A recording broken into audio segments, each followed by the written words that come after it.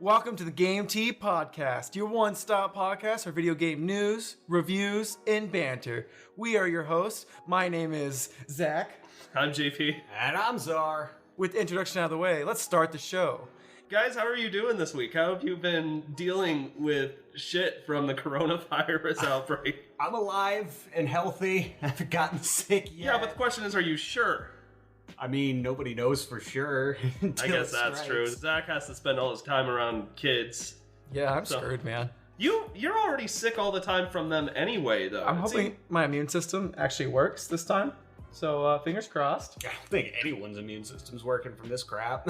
No, it's been absolutely wild. It really has. I'm a pharmacy technician, and we've been running out of everything. Old people have been ready to kill me, legitimately, over the fact that we're out of hand sanitizer, rubbing alcohol, masks, toilet paper, because some jackasses come through and decide to hoard, 5 giant things of hand sanitizer, and it's been crazy. And what's funny is we actually made fun of this a few weeks ago. Yeah, we did. On the podcast. We were like, oh, this sucks, but it'll blow over. Coronavirus hurt us talking shit. You know, it'd be a real flex move if somebody TP'd someone else's house right now. Wow, true.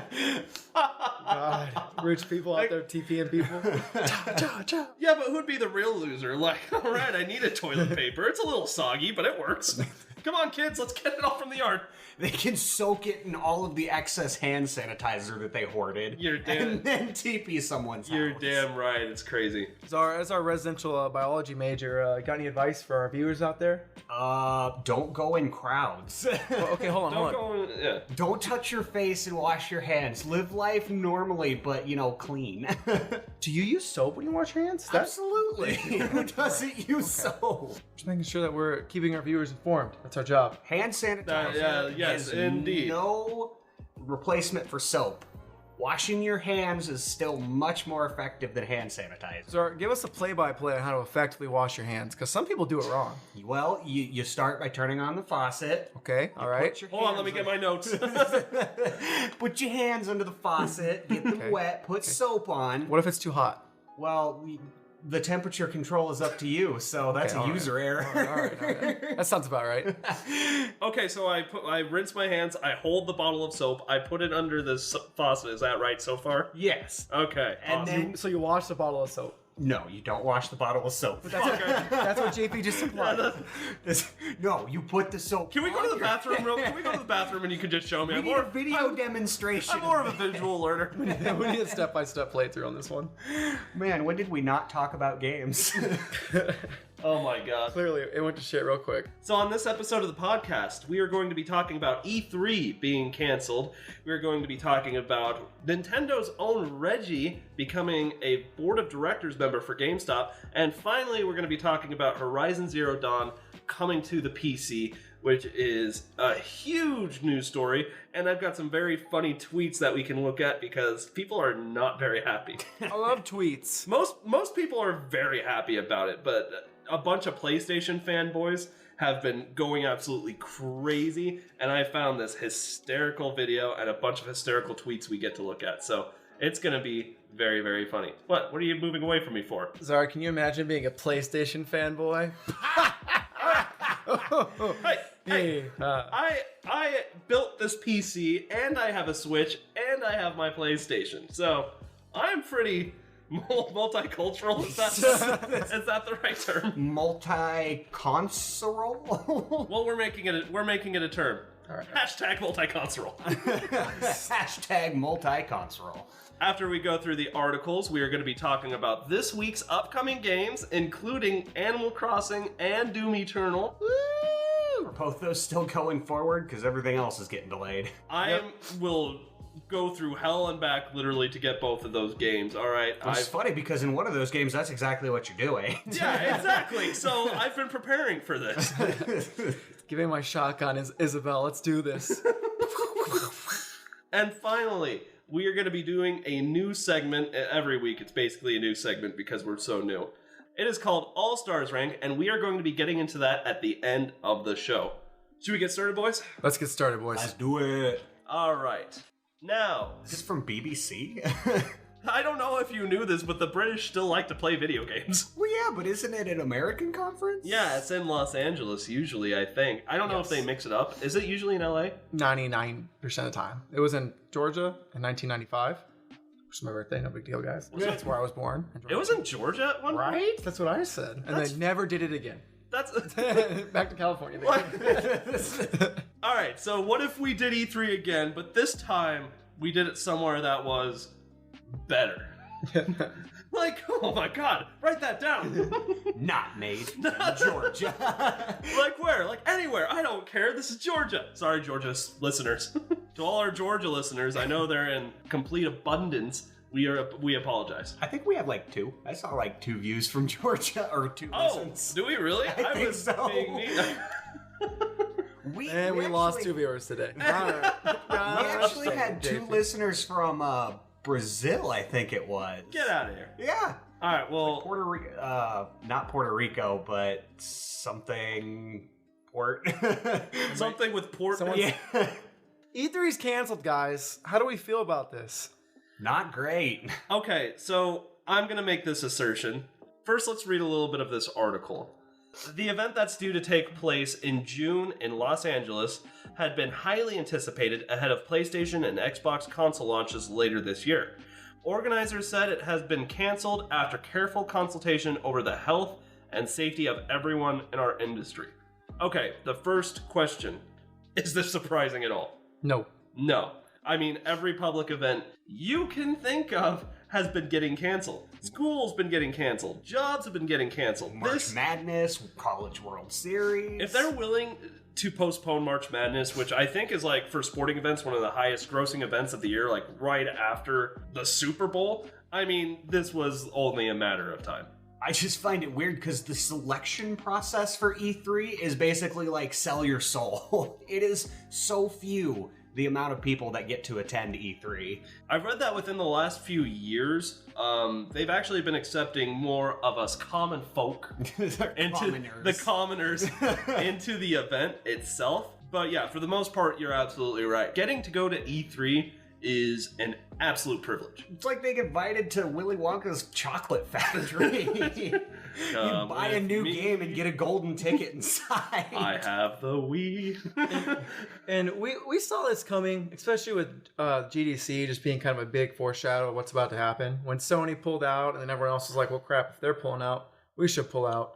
It was only a matter of time before E3 was kind of pushed to the wayside too, I guess. No, that's absolutely true. The other thing to keep in mind here is that I was questioning already how E3 was going to continue to go on because we've seen Nintendo pull back a little bit from E3 because they have their Nintendo Directs, which are highly successful. In fact, they're so successful that Sony, for the second year in a row, announced that they weren't going to be participating in E3 because now they have a state of play type deal, which is essentially they got that idea from Nintendo Direct. It's the same thing. It's like an online video showcase of everything that they've got coming out because one, it reaches more people, and two, it's definitely more convenient from them. So already E3 was basically going to just be an Xbox showcase. No, I was okay with that. I know you're okay with that. And Xbox isn't even at E3. They have their own like conference center across the street from E3 to where they set everything up.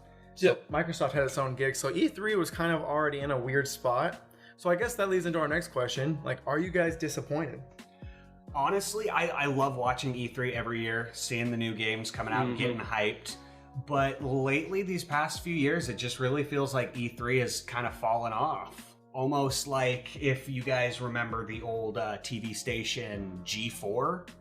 Oh, absolutely. Yeah, G4, and how it turned into just cheaters and cops. People lost interest. They're getting this news material from somewhere else, and I think that's kind of the way that E3's been going. They've been losing followers. They haven't put on as good a show as they have every year, and I think that we're going to be seeing less and less from E3 until eventually it's just dissolved. I think where E3 is really going to start to shine in the future, if these bigger companies keep pulling out, is I would love to see E3 start showcasing more indie developers. Reggie said it himself at the last gaming awards that took place. He was able to kind of give the award for the best indie game that came out this year, Reggie Fils-Aime. And he said it himself This is probably the most important award that we give out tonight because this is about the up-and-comers in the gaming industry. You know, everyone that you know and love at one point started as an indie game developer. So E3 at one point, I'm more than certain is probably going to be a showcase for some of those types of games just because we keep seeing these people back out. Sony, Microsoft, and Nintendo. Now, as to Zach's question, am I disappointed? A little bit, because like it's sad to see traditions in the gaming industry, like being excited for E3. It's sad to see those go away. Yeah. In general. Absolutely. But I kind of saw it coming, and you know, everybody being sick with the coronavirus and kind of having to back off of the conference itself, I feel like might be just another nail in the coffin rather than some type of catalyst for what's to come, if that makes sense. Oh yeah, definitely. But I think you raise a really good point with E3 showcasing indie developers because they don't get the spotlight that they deserve. Oh, yeah. So many indie games out there are just phenomenal and you will never play them because you don't know they exist. 2017, 2018 was the year of indie games. Oh, I could phenomenal. I mean, I'm trying to think of all the, like, Hollow Knight came out that year, Celeste came out that year, Dead Cells came out that year. I think Night in the Woods, which is one of my favorite games ever, came out that year. I would love to see E3 become, like, a conference to, even if they still had a few, like, maybe demo stations for the big type of, you know, Nintendo, Xbox, Sony, put more into, like, showcasing your indie developers. And if these big guys keep pulling out, that's exactly what they could do. Oh, absolutely. And I mean, the big companies can afford to do their own shows, and it makes sense for them because why would you want to share the spotlight when you can showcase all of your stuff individually? Because I believe the Nintendo Directs, those really were the first, like, big online showcase that we've seen. Don't be alarmed. Got the virus! Don't be alarmed by that. Kill him! Oh, God. Get him! Stay back. Stay back. This podcast has been compromised! Okay, so this goes into my next thing. My hypothesis for what might happen next in the future of these directs is that Nintendo's got it golden right now. Sony and Microsoft are very close to having it golden. They now have those video sources for that's reaching millions of viewers already. Yes. So now, I wonder if they're going to see if the sales continue, nothing drastic changes in the coming year. We already have a direct. Let's cut out the middleman, cut out E3, and have companies that want their things to be shown off to come through us. How cool would that be? So Nintendo and Sony, they have like this publisher power times 2 now. They can also advertise for everyone, and they're also publishing the game. So it's like a win-win for the company, and it's a win-win for the publisher. E3 being closed down this year because of the coronavirus, it's definitely sad. But with all these things happening, you were wondering how quality the showcase was going to be this year anyway. So, yeah, we're just going to have to wait and see. It's sad, it sucks, but we all saw it coming. Like Zach said last week, it's going the way of the dodo. That's the first time I've ever heard that. I was editing the last episode and I was like, I'm going to start using that. That's good. Going the way of the dodo. You know what phrase I don't understand? What's that? All goes shape of the pear. I've never heard that in my life. You completely just made that up. No, it's like a metaphor for Say it one more time. dying or something. Say it one more time. It all goes shape of the pear. I've never heard Or that. like pear-shaped. You start at the top and you kind of go into the ground. I guess that makes sense. I mean, Is that what it means? I think it's like a metaphor for death or something, or like your life going to shit. Bro, you made that up. No, it's a real phrase. I guarantee some of our listeners have heard it before. No.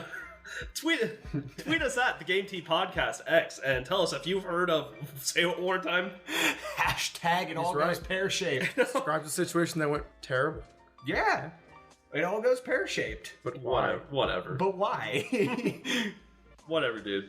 All right. Funnily enough, it's the British that coined it. Of course it is. That's British as hell. Of course the British. I'm going to call my Nana. I'm mad. All right, guys. Guys, I'm excited about this one. Are you? Reggie Fils-Aime joining GameStop's board of directors. Is that how you pronounce his name? Yes. I totally messed that up Fils-Aime. early. Fils-Aime. I called him like Fils-Aime, which I'm sure he gets all the time. Reggie Fils-Aime. It does look like Phil's aim. Yeah. Yeah, that's what it looks like. I figured that can't be right, but I mean, I wasn't even going to try. All right, Zach, now, I'm sure you're excited about this one. Do you want to read a little bit of this article? I would love to. So earlier in the year, Reggie Fils-Aime stepped down as Nintendo America's president in February 2019. He set on retiring and relaxing, but we knew Reggie. His body's always ready. Now he's up to something new. He's working at GameStop on the board of directors. That's absolutely bonkers. Is that not bonkers? Because last week we were talking about game stores closing down and like how we think it's only a matter of time till it's gone, and then like an angel falling from the sky, GameStop is getting Reggie, who legendarily got Nintendo out of its rut. I mean, Reggie is a legend in the gaming industry. Reggie and Iwata are awesome at Nintendo. They were the two shining lights through its dark years of the Wii U. And now, so what else is interesting I wanted to show you guys is that they've got a couple of interesting other people that are joining the board with him. We have William Simon, who was the former CEO of Walmart, and James. Why do they always have funky last names when I'm reading stuff? Semankic, are you sure? Absolutely not. Close enough. He was the CEO and president of PetSmart. Huh.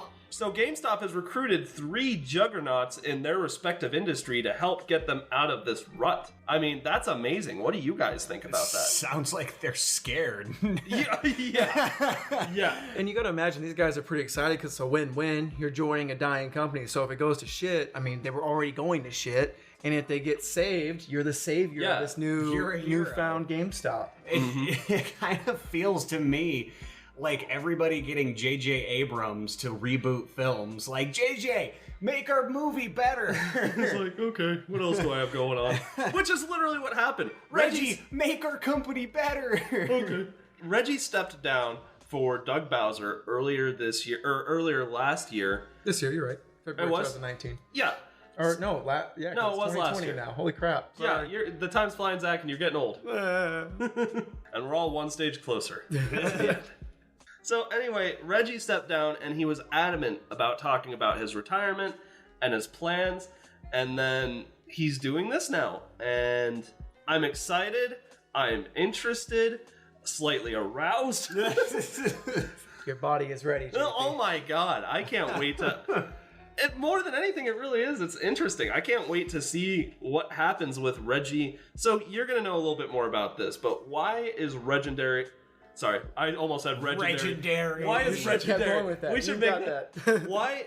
Why is Reggie so legendary and vital to Nintendo's history, Zach? Well, let me talk you to a press conference back in, I don't know if it was 2002 or 2003, but Reggie just became the president of Nintendo America, coming to E3 of all things. Yeah.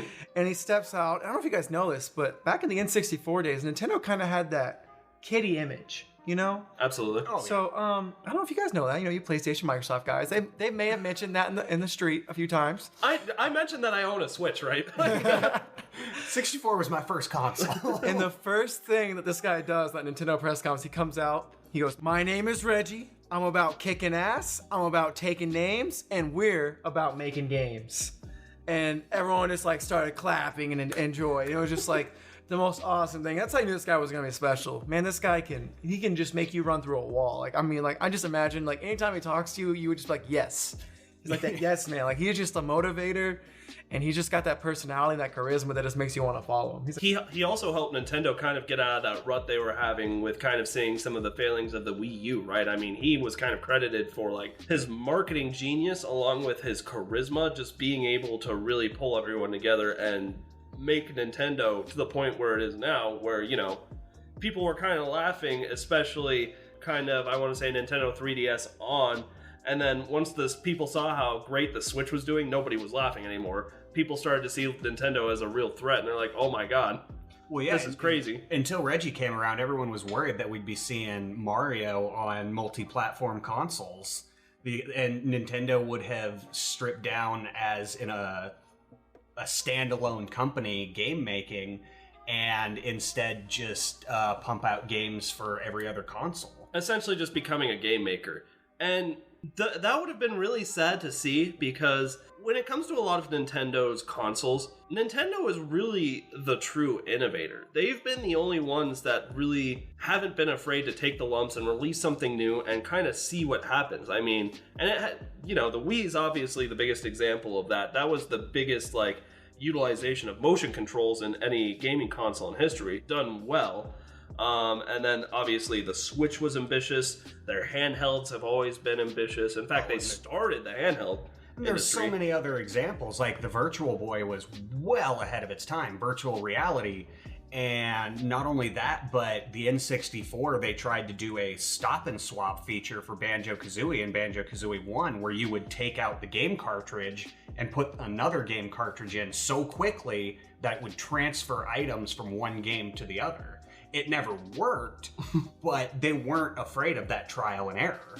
So that is a very brief introduction if you've never heard of Reggie before. For Reggie to join GameStop to try and help them get out of the rut that they found themselves in, it's a big deal. It's a really big deal. GameStop just got themselves a huge player in the game. And in fact, just having the news that Reggie is coming to you, that's intriguing enough to get people to go, oh. That's good publicity. Yeah, Not only exactly. that, but two other powerhouse CEOs, like the CEO of Walmart and PetSmart. Yeah, but we're a gaming podcast. I don't give a crap about these schmucks. But I mean, just think about it. Three CEOs essentially retiring from what they started and now helping out a different company as like a Super Friends league or something.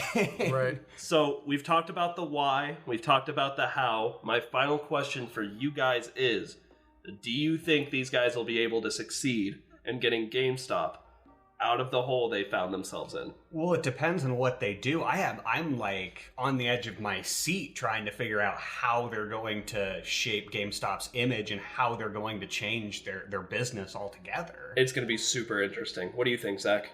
I'm in the same boat. I think they have an uphill battle for sure, because GameStop's known for being crummy and shady and just always kind of ripping you off. So I hope to see that change and see some more positives when I think of GameStop.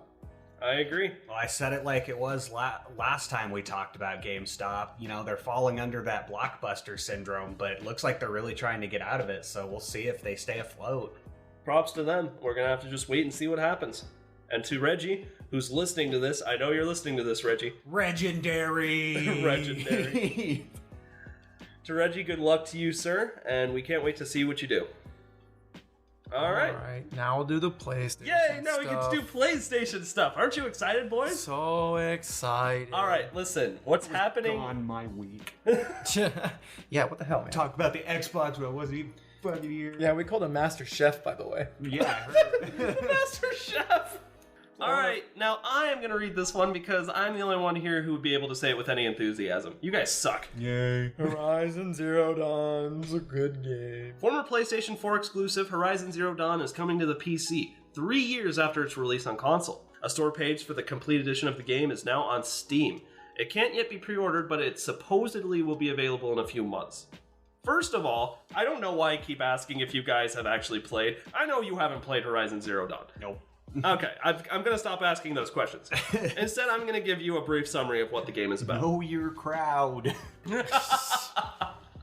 Who do you know here? Who do you think you are? All right, Horizon Zero Dawn came out in 2017. Bad year to come out. Bad year to come out. Yeah, no kidding. We'll get into that in a minute. Sorry, I interrupted him. No, it's not your fault. I had some in my throat. You and your goddamn coronavirus. Oh, come on. That's just a dick move. If you're not sick. I'm not sick, even if you're not sick. If I die, stab him, please. Not if I stab myself first. This is joke's on you. I'm not going to give you the satisfaction. Ow, my hemophilia. All right, Horizon Zero Dawn is another open world game where you kind of do the whole hunting mechanic, except this time it's set into this fictional world that's in the future. This is going to be hard to explain. Anytime you... Future! Thanks, Zach. Yeah, you got it, man.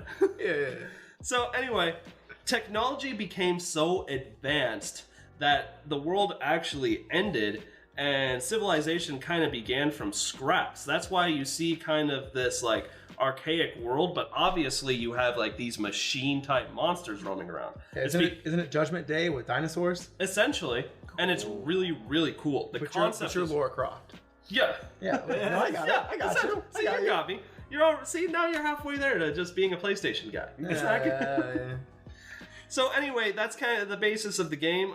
You play as Aloy, and you go through this world and try and figure out your place, your own mystery, and what's going on. Meanwhile, you are a badass who helps everybody you can, who hunts these mechanical monsters, and just discover more about this amazing world. The game's beautiful. The story is outstanding. The gameplay is phenomenal. So, the real tragedy of this game is that if it were not tragedy. If it were not for, it's hard to call it a tragedy because I love Nintendo, and even more than that, my favorite game series of all time is The Legend of Zelda. In 2017, this game was one of the runner-ups for Game of the Year, and if it were not for The Legend of Zelda Breath of the Wild being the perfect game that it is... And Super Mario Odyssey. Yeah, and Super Mario Odyssey, but if it weren't for The Legend of Zelda Breath of the Wild, this game would have been Game of the Year. Without a doubt. Without a doubt. But The Legend of Zelda had, one, the brand recognition, and two, obviously, it was an outstanding game. It's one of my favorite games of all time. It's absolutely outstanding. And that's kind of Horizon Zero Dawn in a nutshell. It was a beautiful game. If you're interested, it became a PlayStation hit, so right now it's like $20. It's easy to pick up, it's fun, and it's beautiful. But that is not just what we're talking about today. We are talking about the fact that for the very first time, a PlayStation exclusive is coming to the PC. That's actually pretty crazy. It's the first time it's ever happened. Because, I mean, Microsoft has been about PC compatibility between their games for a long time now, and, like, everything Xbox is now PC, and it's crazy to see PlayStation finally give up one of their exclusive titles. They hold on to those exclusive titles with a death grip. For Microsoft, it's really easy to say, oh, you own one of our gaming consoles, well, now you can just bring it to your PC. So for them, it's easy. Not that I'm not giving them props for doing it. It's still a very cool thing to do. But for PlayStation, this was a very, very big move. And the thing that a lot of people are wondering is a lot of the games that they've wanted to experience that has been an exclusive to PlayStation, are those going to become available too? Because you know what game won Game of the Year last year? God of War. I was going to say God PlayStation exclusive. A lot of people that don't own a PlayStation would love to get their hands on that game. Oh, I would love to play God of War. Oh my god. God of War is outstanding. Or Spider-Man. Oh yeah, that's another one. Spider-Man. A lot of good Sony games. Sony did actually release another exclusive on multi-platform, Kingdom Hearts. Every single Kingdom Hearts is now available. I'm going to give that one more up to Disney, Square Enix. though. Yeah. Square Enix and Disney, though, just because, I mean, like, let's be honest. If you're dealing with Disney and Square, how much say does Sony really have in the whole, like negative whole thing? 3. Yeah, exactly. So I'm not going to count Kingdom Hearts as much. But yeah, you guys had it right. You're going to see God of War. You're going to see Spider-Man. You're going to see the Uncharted series. You're going to see a lot of great PlayStation exclusives coming to PC. And a lot of people are super excited about that, including me. You know, obviously, I own 3 different platforms for gaming, but more than console exclusivity, I really want to see games that I've loved fall into the hands of people who haven't been able to play them before. I would love for you guys to be able to play God of War and tell me how much you missed out and how great it is and how right I was. That's really what this is about, is telling me I'm right. And we're not saying these games are definitely for shortcoming. We're just kind of getting excited at the thought that maybe Sony could loosen their grip and more games can come to Steam. Because they definitely have not announced that Spider-Man or God of War, any that are coming. Oh no, this is just kind of opening up that door so that it's definitely a possibility. I really hope they exclusives exclusives onto PC, because I really miss Naughty Dog. Oh, I had a PlayStation 2 back in the day, and My whole lineup was just Naughty Dog games. The Jak and Daxter, that whole series, Jak 2, Jak 3, Jak Racing was but still it was cool to have. Yeah, but I mean, for me, a lot of my childhood was PlayStation too. And I did have Crash a game. Bandicoot. Crash Bandicoot. Naughty Dog Uncharted. Yeah. Isn't Uncharted Yes. Naughty Dog? Oh, yep. Yeah. Yes, Uncharted. And obviously, The Last of Us. The Last of Us, yeah. Which you boneheads could finally play. That'd be nice. So, yeah, this is a pretty big deal. I'm really excited it's happening. But what's funny about this whole thing, what's absolutely hysterical, is not everybody is excited to see this happen. We've got some tweets here from some fanboys that are very, very upset about what's going on right now. And we're going to take a look at some of them. I wanted these guys in the studio to see this. If you haven't been on Twitter, this is a video of a grown man who destroyed his gaming setup because he was so upset that one of his PlayStation exclusives were going towards other consoles. So this video that we're watching, this man destroyed, it's easily, I mean, honestly, it doesn't look like a very expensive setup. It's pretty cheap looking, but still. It was in his garage. Yeah, but still, he destroyed his whole gaming setup and said, great way to spend my birthday. Thanks for fucking nothing. At PlayStation, at Guerrilla, who developed the game. Decades thrown away, and now it was all for nothing. What he's referring to is he believes that PlayStation is betraying their fan base by doing this, by releasing an exclusive console game out to the public.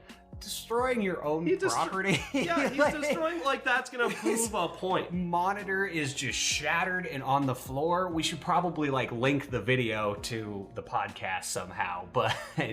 It's absolutely astounding. You can go anywhere on Twitter and you can see this. And then a lot of the comments that are in the thread are along the same lines. It's like, wow, thanks for betraying your fans, PlayStation.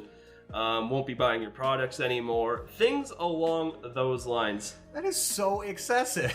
Yeah, I know. I think it's ridiculous. It's absolutely ridiculous. These people are like toddlers not wanting to share their toys. That's so they essentially what it is. If I can't have this, no one can. Zach, you're a school teacher. You know childish behavior when you see it. Yeah, that would be it. That he would need to go to the refill station. And what point is he proving destroying his own stuff and then posting it online? It's just like, what do you think is... I don't think Sony's going to send you any free stuff. No, screw this guy. All right, now... And, like, this is like a win-win scenario. Like, Horizon Zero Dawn's getting a second life. It's getting more recognition. Sony's IP is getting... That's Sony's IP. I mean, Sony's property. I don't know if it's their IP, but...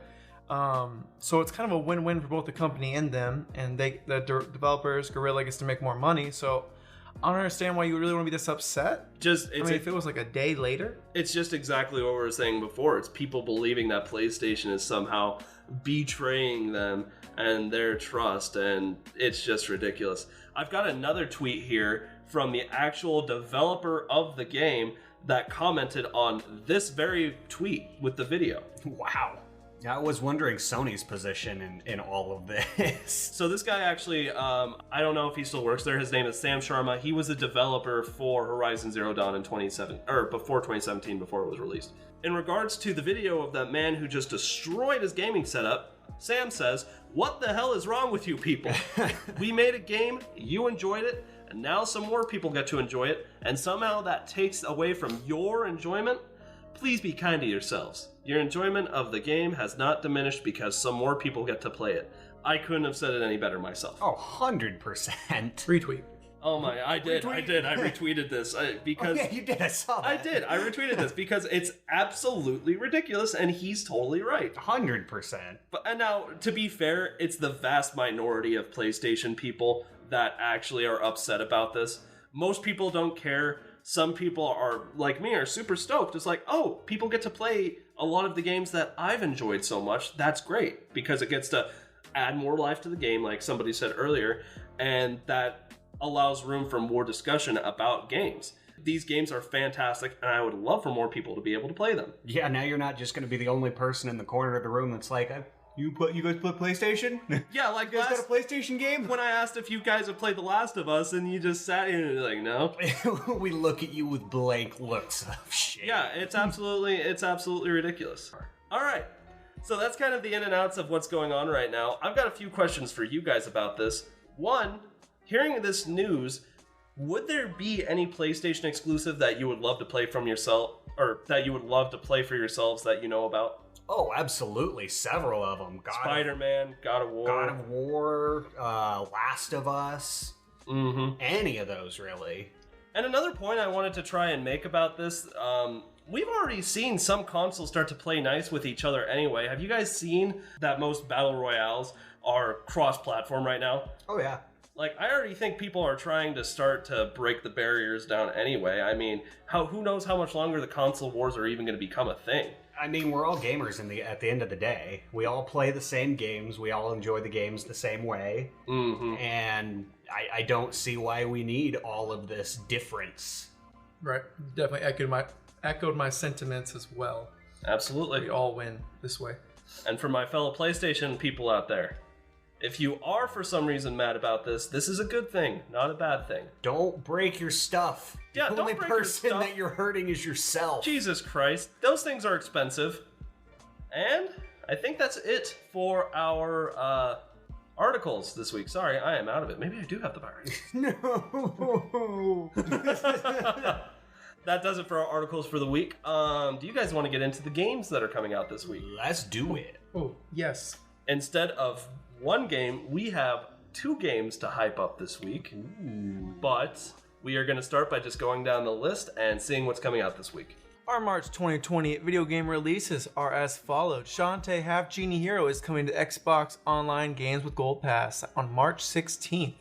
Shantae's pretty sweet, so that's pretty exciting to hear. Oh, you've actually played that one? You know what? I've heard lots of good things. It's like one of those indie stories, just like Shovel Knight, that it's just one that's built up a cult following over the years. Very cool. Yeah, it's hype. It's just so yeah, Zara, you're gonna have to play that. And let me know, because if it's free, I don't see why you shouldn't play it. And then you can also add Sonic Generations to that list on the exact same day. So that'll be awesome. Yeah, adding that one. Mm-hmm. And then, sorry, I'm laughing because of this. The Division 2 is coming to Google Stadia on March 17th. So for that 2 Stadia people, there it is. Green Orcs Life is coming to PC on March 17th. Orcs, those are cool. We all want to Orcs know are what a day in the life of an orc is like. Right, Zug Zug. Zug. Zug zug. Total War 3 Kingdoms, A World Betrayed DLC is coming to the PC on March 19th. Zach, read the next one. Oh boy, oh boy, oh boy. Okay, guys. Drum roll, JP. Animal Crossing New Horizons is coming out to the Nintendo Switch finally on March 20th. Okay, yeah. so all 3 of us are now finally Switch owners. Who else besides me is getting this game? I have it pre-ordered, ready to pick up. Do you really? Yes. This Best is Buy. this is Krista's kind of game. I figured Krista would probably like this. Right. I was going to get it digital, but just in case Krista can dabble with it until I know she'll buy it. You got the physical edition, so you can actually Swap it in and out. Okay, so what about you, Zar? Does this seem like your kind of game? I will probably pick it up months after it releases because I am cheap. Nope, that's totally fair. For a lot of people, that's the same thing to do if you're not quite sure it's your kind of game anyway. To be honest, Zach, I'm a little surprised that you're picking this up. I mean, it's kind of... Life simulators aren't really your thing. Absolutely not. And I really want to preface this, I'm a big Animal Crossing, I just know it's a good thing, so I'm trying it finally. But if you are not sold on Animal Crossing, definitely watch it before you get it, because it's not your typical video game. That direct was still really cool for it, though. It really had me interested. Yeah, it really was. It was amazing to the point where it's like, damn, maybe I have always just wanted to build my own house and go fishing Right. for a day. Like, who knows? Maybe it's something I'm really into. No, it really got me into a life sim thing. So yeah, kind of just wanted to echo that sentiment, because people might get into it thinking it's some kind of action game. It's not. You're going to be sitting there relaxing. It's kind of a good way to go to bed every night, just to calm down. Oh yeah, it's a very calm game. But speaking of action games, what else comes out that day? Well, you have this one game you might have heard. It's called Doom Eternal. It's coming to the PC, PS4, Xbox One, and Stadia Oh, thank God it's coming to the Stadia. on March 20th as well. All right, now this is literally the polar opposite of Animal Crossing New Horizons. I don't think you could release 2 more opposite games in the same day. That's what makes it so hysterical and also really hype, because I'm probably going to pick up Doom Eternal as well. if we're being honest. Right. No, yeah, you can just go 2 different spectrums. It's kind of funny because these were both supposed to come out last year, and they both got delayed until this year. And the fact they somehow found the same release date is just absolutely hilarious. So, I've played Doom before. Are you a big Doom guy, Czar? Oh, I love Doom. I've been playing it since it was 3D quotes. So, what do you know about Doom Eternal? I know it's as fast-paced, well, even more fast-paced than the original reboot of Doom. Yeah. And it looks like they added quite a few more enemies and guns and different aspects to progress through the game, and I am so excited for it. Isn't there like a scorpion hook too? Yeah, it looks like you can grapple and use a grappling hook to get across places now. That is so cool. So there'll be a lot more of a free running and parkour aspect, it looks like. So yeah, Doom Eternal and Animal Crossing are both coming out on March 20th. But if you thought that was it, there's one more game. No, that's not. That's I not can't it. handle this much. Doom 64 is re-releasing on PC, PS4, Xbox One, and Nintendo Switch. Czar, are you okay over there? I think I just had a stroke. So much. Oh my god, I didn't even know about Doom 64. So is that that's hype as hell. Is that the like a remaster of Doom on the Nintendo 64? Whenever you see that 64, essentially that's what they're saying is, hey, this is gonna be a remaster. No, it's just a re-release. No updated graphics or anything. Oh, it is. Really? No, yep, it's just like Virtual Console. See, I'm confused because I just played Star Fox 64, and that's what it was. It was just an updated version. But you know what? I think it'd be even cooler if it were just the old Doom that we all know and love on a newer console. I think that'd be cool as hell. Yeah, no, you have Doom 1, 2, and 3, and now Doom 64 all on the Switch. So and I'm sure it's on the PS4 and Xbox One too, but I think it's hype on the Switch because it's like to go. Oh yeah, one of the first downloadable games that you could download online for the 360 was the original Doom from the 80s, Doom 1 and 2. See, now that's the interesting thing here about having multiple different consoles is like thinking about what you want to do. So like, let's say I'm definitely picking up Doom Eternal. Now, I could buy it for the Switch where it would be portable, but then obviously I take a hit in graphics. Or I could download it on my PC and, you know, have it right here, but can't take it anywhere to go. This is one of those games where I'm probably going to have Doom Eternal on the PC. Yep. Just because I want it to look good. I want those demons to look as good as they possibly can when I mush them in the face. When you turn them into paste. Which is it's gonna look like some very pretty paste. Which is, I mean, like, Animal Crossing is definitely my kind of game. Have you guys been seeing all these memes about, like, Isabelle and Doom, you know, and all those memes? I freaking love them. They're so cute, and I love them. But that's how I feel playing Doom. Just like this... Like, oh, this is so much fun! Yeah, absolutely. So, a lot to look forward to on March 20th. Alright, y'all, so for this weekly segment, we are playing a game called All Stars Rank. Are you guys excited? I'm excited. Oh, yeah. I'm really excited about this one because I think it's gonna be helpful to learn more about each other and each other's games and each other's gaming past. And plus, it's always interesting just hearing about everyone's favorite games and, like, having to actually put down your top 10 favorite games on paper and rank them. I'm sure we found out it's not an easy task. Oh, it was so difficult. I spent a couple hours figuring it out. Oh, I didn't mean a couple of hours, but geez, I'm glad you really... I did it at work. It was fine. I had to talk with my wife. I'm like, do I like that one? And then she would say it. I'd be like, no. Then I'd be like, well, wait a second. So yeah, it was a lot of back and forth for me too. I'm surprised that didn't start an argument. Just like, Krista, do I like this? Yeah, you do. No, you're wrong. I like this more. I'm like, well, why'd you even ask me? Right. No, that's kind of what it turned into at certain points, but it's fine. My coworker was trying to help me with the list, and he kept suggesting COD games, and it just made me mad. In his Oasis shoes. I was like, do you even listen to the podcast? Slapped him with your dick and told him to leave. All right. So here's how you play All Stars Rank. In this segment, the hosts each pick 10 of their favorite games and rank them from 1 to 10, with 1 being their favorite game of all time and 10 being their 10th favorite game, obviously. The goal of this game is to see if the other 2 hosts can successfully put the 10 favorite games in order from top to bottom successfully. The original host will give the 10 titles, but jumble their order up to the other 2 hosts, and then it is up to them to put the games in the correct order. Once the two hosts playing have created a ranking for all 10 games, the original host will reveal their list and its order. The two players will then compare their list to the correct one and see how many games were placed in the correct spot. Points will be awarded for list accuracy. Putting a game in its correct ranking is worth 3 points. Putting a game 1 slot away from its correct ranking is worth 2 points. And putting a game 2 slots away from its correct ranking is worth 1 point. I am very, very excited. Who's up first? All right, so... Should we rock, paper, scissors?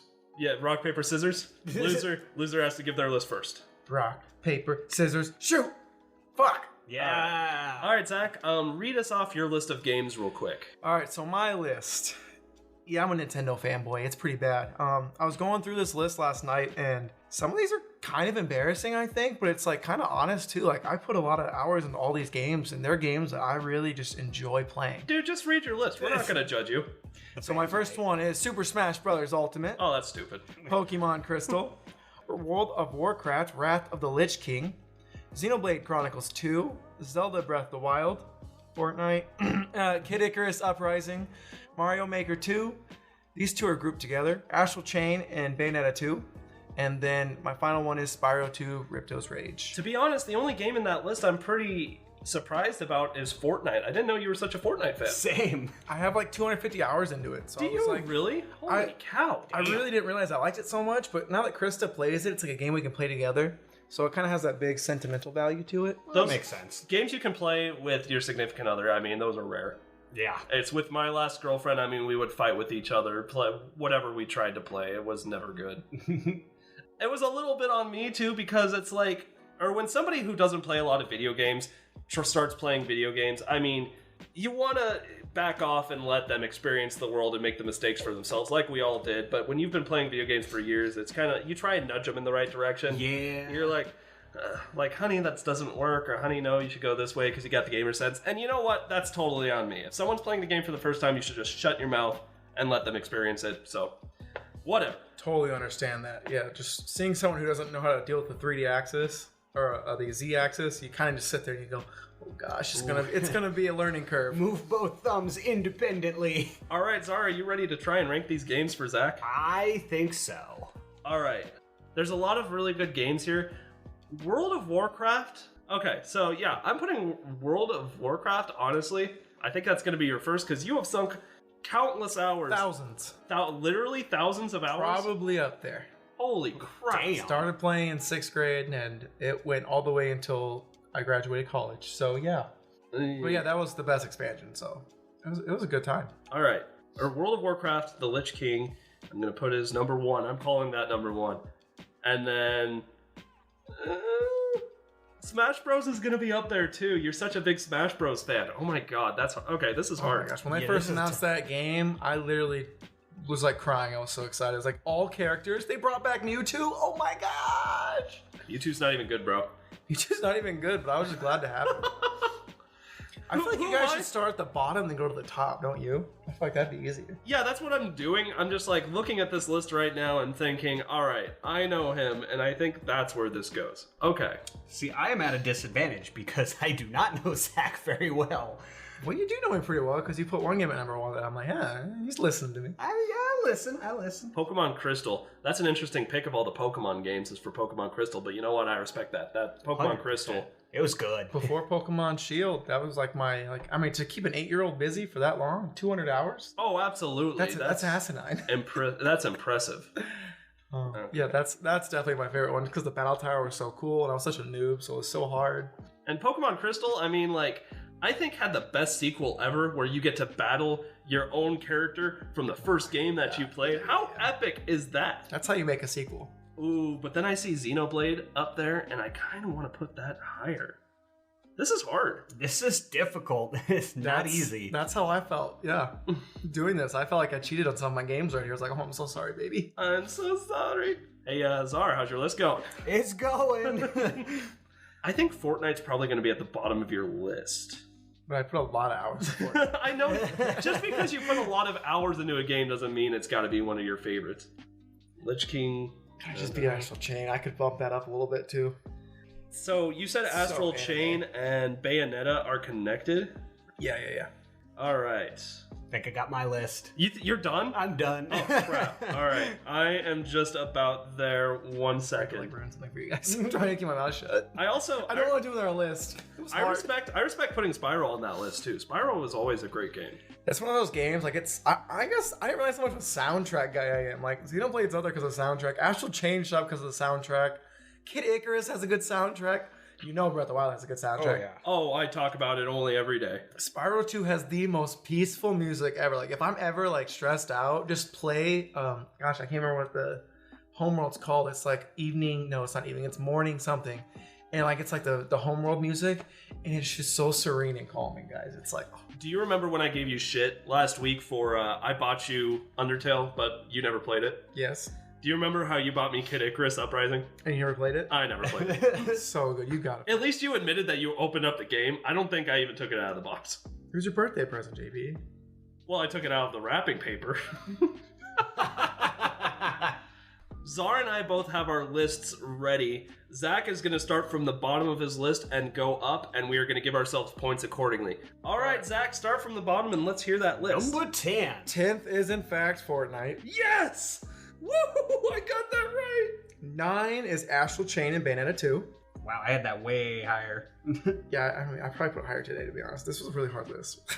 All right. 8 is Kid Icarus Uprising. 7 is Mario Maker 2. JP will hate me for this one, but 6 is Breath of the Wild. No, I got that right. I knew, because I know, like, you like Zelda, but, like, you're not nearly as huge of a fan as I am. All right, so keep that going. All right, that was 6. So 5 was WoW Wrath of the Lich King. Hell yeah. Got that one on the money. 4 is Spyro 2. Oh, crap. All right, this is where it's all starting to fall apart. I wish I would have gone through that music spiel before I had made my list. It would have put sorry. Spyro higher. Yeah, no, gameplay-wise, it probably shouldn't be as high as it is, but God, I got nostalgia up the butthole. Xenoblade Chronicles 2 is 3. Okay. 2 is Crystal. And 1 is Ultimate. All right. That's a pretty kooky list you got there, dude. Yeah, like I said, I don't know how I came to this. All right. Next week, it'll probably be totally different. Czar, add up your points. I did. How many did you get? 10. Ooh, okay. I got 15 points that round. I suck. Holy shit. I've also known JP since 3rd grade. That's fair. Yeah, that's fair. That is fair. So I've gotten 15 points from that round. Double digits, though. Yeah, double I digits. know you better than I thought. I was looking at your list and I thought you were closer than JP was, but I guess I was staring at hard. See, what happened with me was I think he got more right, like in the periphery of where they're supposed to go, but I got more exact options right.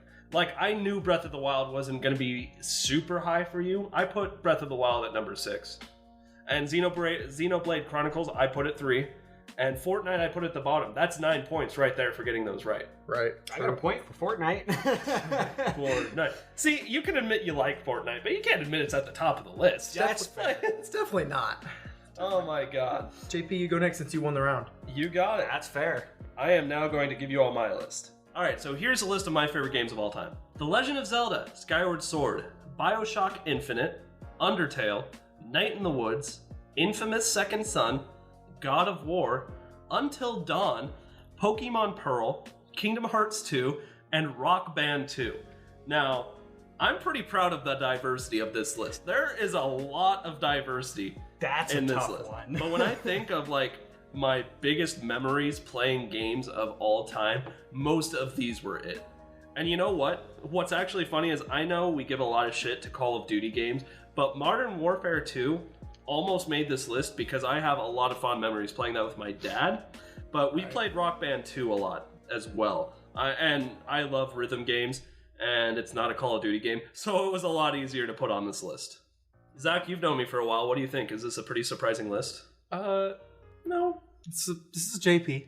You sounded like you were a little surprised about Infamous being on there. I was, because I don't even know what Infamous is, to be honest. Infamous is a PlayStation series. It's about people who have the ability to kind of absorb a particular kind of matter and then use it as like a superpower for like traveling around and hurting people.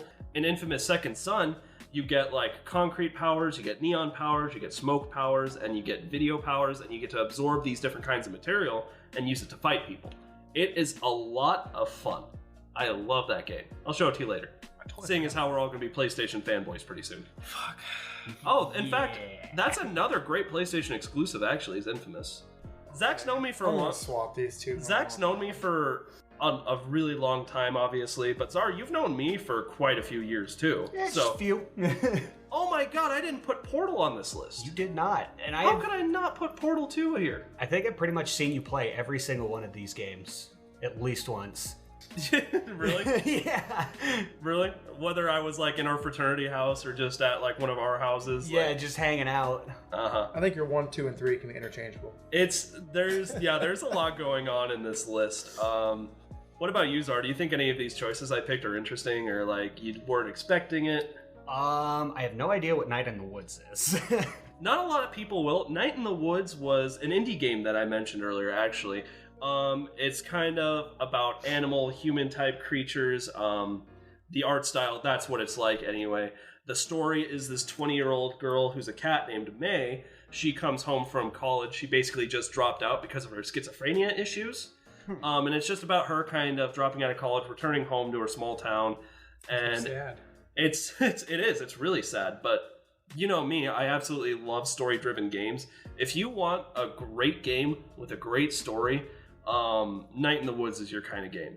There's no action whatsoever. It's a walking simulator, so it's completely story-driven, so I know Zach's never going to try and play it, but that's okay.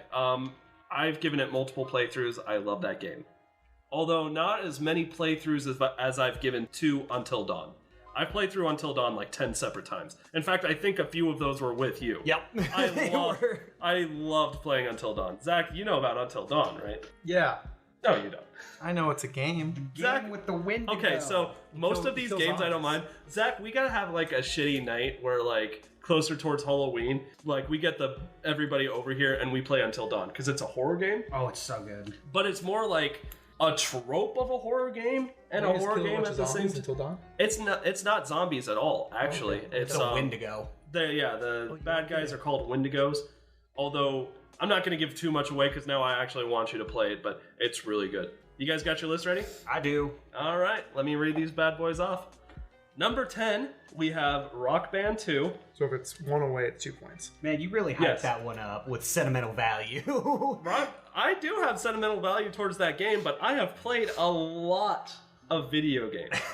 But as far as like my favorite game that I've played for my family, yeah, Rock Band 2 is definitely it. At number 9, we have Pokemon Pearl.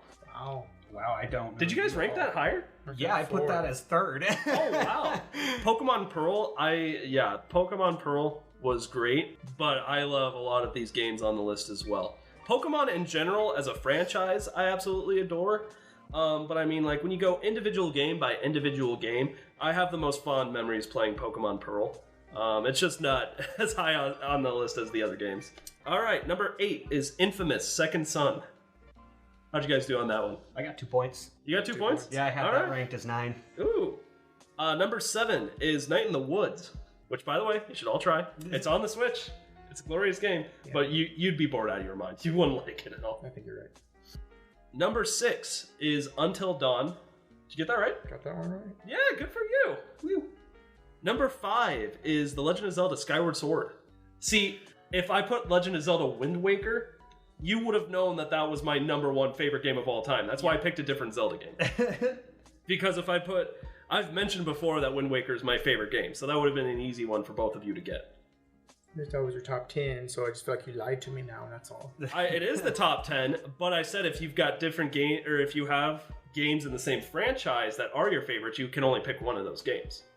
Number 4 is Undertale. I love Undertale. Undertale is such a good game. Number 3 is BioShock Infinite, although BioShock 2 was also a very strong contender. Oh, so good. So good. Kingdom Hearts 2 is number 2. And finally, my favorite game on this list is God of War. I had it number 1. I swapped it with Zelda. Did you swap it with Zelda? I did. I had Undertale as number 1. You Undertale, I wouldn't be ashamed if Undertale was my favorite game on this list, but See, if it was Wind Waker, I would have got. That's why I didn't put Wind Waker on I would have this been list, money is if you had because- Wind Waker on this list. Though. Yeah, but so would Czar. No, because I wouldn't have put God of War. better than I know you. Speaking of that, add up your points. What'd y'all get? 7. You only got 7 points on my round? I got 12. Zach got 12. All right. So I'm worried about yours, though. I don't think I'm going to get you. I think you guys will find mine actually pretty easy. Zach and I have only been in for 1 round so far. I'm at 15 points. Zach, what are you at? 7. And Czar, you've been in for 2. I am currently winning, but not for long, with 17 points. Because that is my final score. All right, so you have 17 points right now. I'm not going to lie, that's a pretty low bar. I have Yeah. 12 points. I don't know why I said 7. All right, Czar, so in no particular order, what are the games that are going on your list? Well, the games on my list are Paper Mario and the Thousand-Year Door. Great game. Oh yeah, love Amazing game. I have sunk countless hours into that Oh, game, that just in was- the pit of 100 Yeah, trials. absolutely. That was great. Resident Evil 4, Okay. Alice, Madness Returns. I've watched you play that game before. That looks like a lot of fun. I don't know how well you guys know me, but I'm a huge Lewis Carroll Alice fanboy. Like the actual story of Alice and her family dying in a fire and her being sent to an asylum and going insane. I didn't know about any of that. It's so dark. I'm And sad. I love it. What else you got? I got Fallout 4. An older one, Conker's Bad Fur Day. Mm-hmm. The most mature Nintendo game that will ever be. Oh, yeah. I've heard stories about Conker's Bad Fur Day. I never got to experience it for myself. Have you seen Bayonetta? It's up there. I don't know if it can compete with Talking Turds. Yeah, that wasn't. Talking The shit was Great Mighty something. Pooh. What else you got, Czar? Banjo-Kazooie. Obviously. Halo 2, probably the best Halo in the series. That's my opinion. You can fight me if you want. Definitely the best one. I don't know. I'd make a case for Halo Reach, but let's keep going. Yeah, that's fair. You're reaching. Dead Rising, the original one, Frank West in the Mall, Great. and Dying Light. You also had Ocarina of Time on that list, too. Oh, I didn't did. you? Did I skip over that? Legend of You did. Zelda Ocarina of Time? Yes, that definitely made my list. Because that was the first game I ever beat. Oh, my God. All right. Got my list. You're done?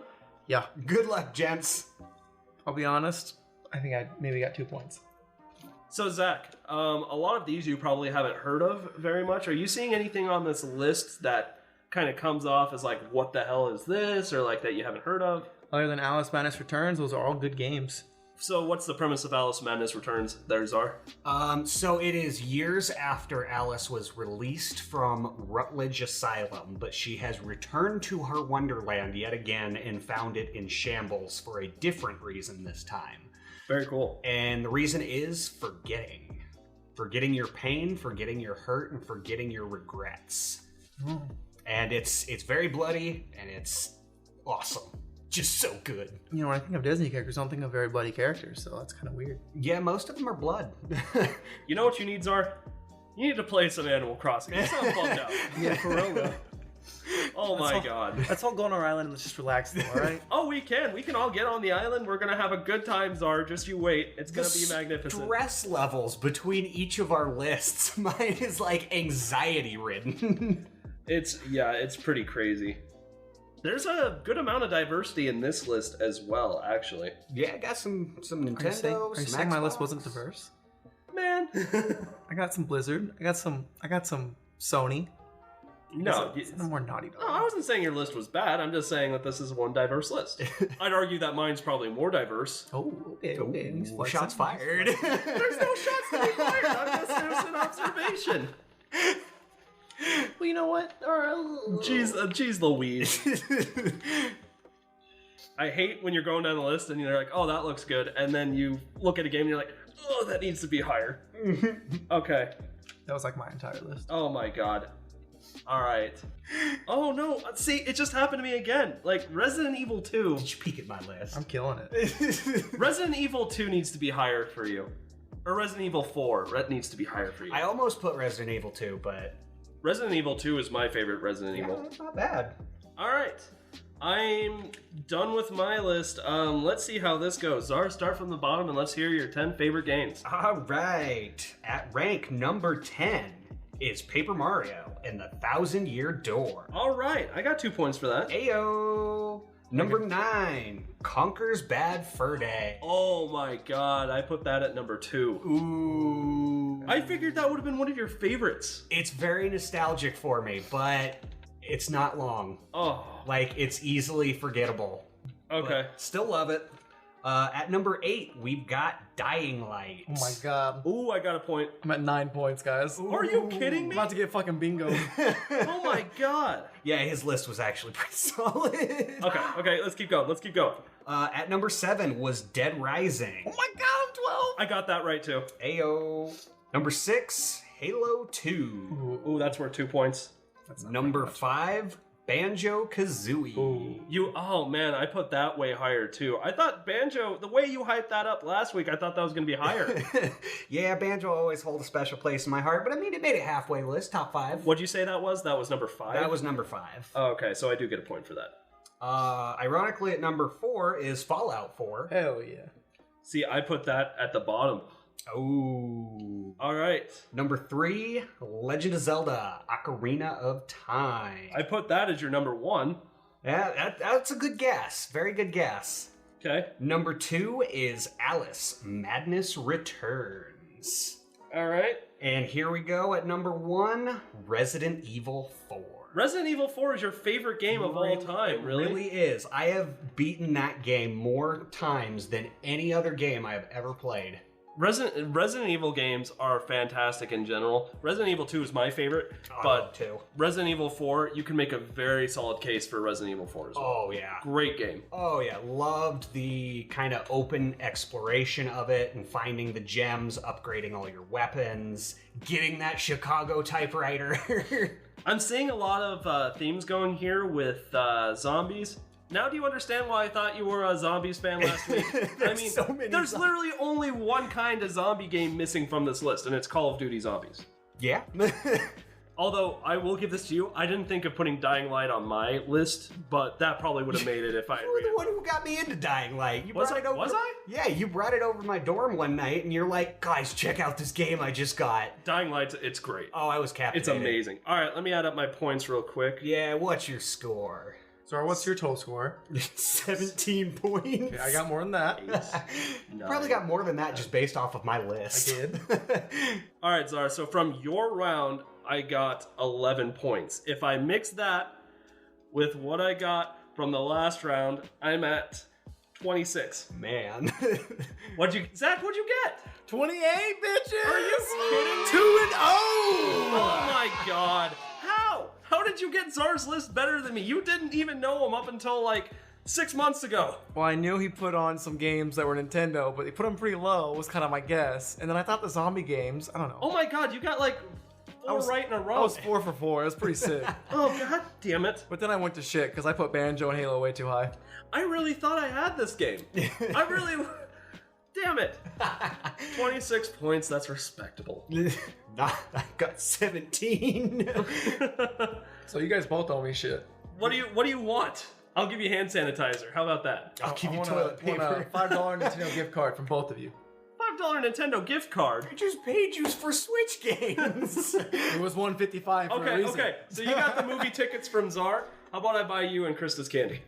All right, but they're Boston baked beans. I'll slap you in the face. Boston baked beans are really good, and I will fight you about that. You're not going to be able to see movies for long. Damn you, Corona! All right.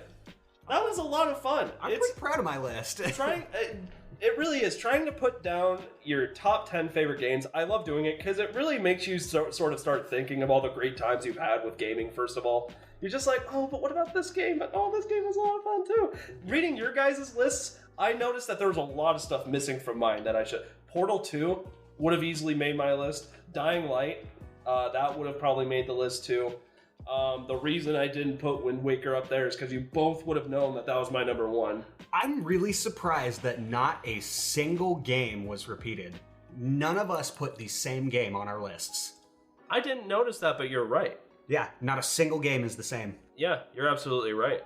And just between the three of us too, it's really a super diverse list of games. But another funny thing is each of us have a different Legend of Zelda game on it. That is true. That's kind of crazy. A lot of Legend of Zelda fans hate Skyward Sword. I really liked it, but if you remember, it only made it like 5th on my list. Like, it was good, but it wasn't one of the best Zelda games. But still, I mean, like, I had a great time playing it.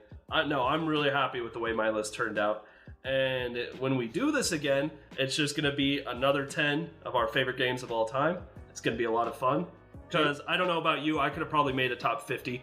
Oh, Yeah. easily. And then I would have spent like 5 hours just rearranging and mixing things up and hitting myself. Easily.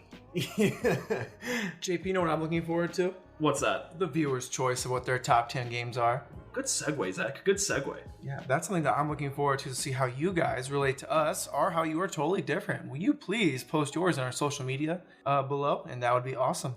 Absolutely. Go tell us what your top 10 favorite games were. See if any of the games on our lists intermingle with yours. In fact, we'll tweet these lists out later today, see how well you did at home, and let us know what your top 10 favorite games are. And please don't make fun of me for Fortnite. I felt guilty just putting it in there. That took me for a loop. Fortnite was surprising, my man. I'm not judging. You can like whatever I'm you judging want. myself, to be honest. Out of all 3 of the lists, that was the only game I was surprised about. Like, really? Well, you know, it's like Zach said, if you find a game that you can actually play with your significant other, I mean, that's pretty... That's true. And honestly, most of my list was made up of sentimental memories. Like, I could tell you a memory directly related to each and every single game on my list. All right, Banjo-Kazooie. Banjo-Kazooie? Oh, man. Oh, where do I even begin? Like, I played that game for hours as a kid, and I just remember I had a loft. And so the top where I slept was where the mattress was, and then there was just a giant space underneath the bed, and I would make a fort, and I'd play Banjo-Kazooie, and if I couldn't sleep at night, I would sit in the witches in Grunty's lair and just listen to the music on repeat. Because Really? that soundtrack, that God, I can't even recreate it, but y'all know what the Grunty's lair Banjo-Kazooie music sounds like, and I would use that to fall asleep. I've never played Banjo-Kazooie. I was going to say, I just can't imagine my list would be right now, like in retrospect, if I didn't have a Nintendo Switch, because 9 out of 10 of those games are all Nintendo Switch games, or Nintendo properties. I really thought WoW was going to be higher for you. Your high school career was WoW, dude. And, you know, that's what I think Blizzard right now has really tarnished that for me. The more I think about it, the more I'm like, oh, I should have quit that game sooner. Okay, now here's another interesting question. Of all the games on your guys' lists, which one of those games is the one you've poured the most time into? Ultimate.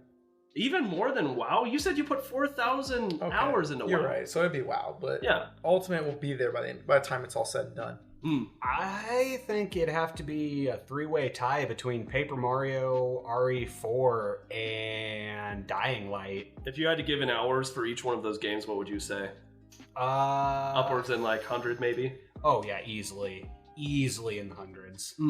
For me, the only one on this list that really sticks out, Pokemon Pearl, I put 438 hours into. That's a lot of gameplay. I remember looking at the clock every time I booted it up. I mean, Pokemon Pearl, dude, I loved that game. And it was one of the only Pokemon games that had a really good replay value. Or it was also the first Pokemon game on the DS, so you could do like wireless play with your friends, and it was easy. I loved Pokemon Pearl. 438 hours, I'm surprised it wasn't more, to be honest with you. I want to say 368 days on one character in World of Warcraft. No way. Yeah. Oh my god. Oh my god.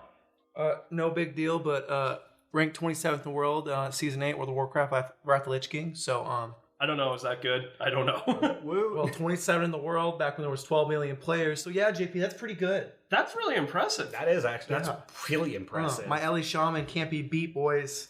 I don't know what that means, but I'm excited that you're excited. All right, guys, I think that pretty much wraps up this episode of the podcast. Thank you all so much for listening to us. We hope you had fun with this segment as much as we did. Don't forget to let us know what your top 10 favorite games were. And as always, we love you very much, and thank you for coming to get your game tea. We'll miss you till next week. Stay safe and healthy. Yes, please. Don't hoard toilet paper. Don't be that guy. Don't break your PS4s. And don't break your PS4s. That's right. Thank you all so much for listening to this episode of the Game Tea Podcast. If you liked what you heard, why not follow us on social media? You can find us on Twitter at the Game Tea Podcast X. You can find us on Facebook at the Game Tea Podcast, and you can find us on Instagram at the Game Tea Podcast.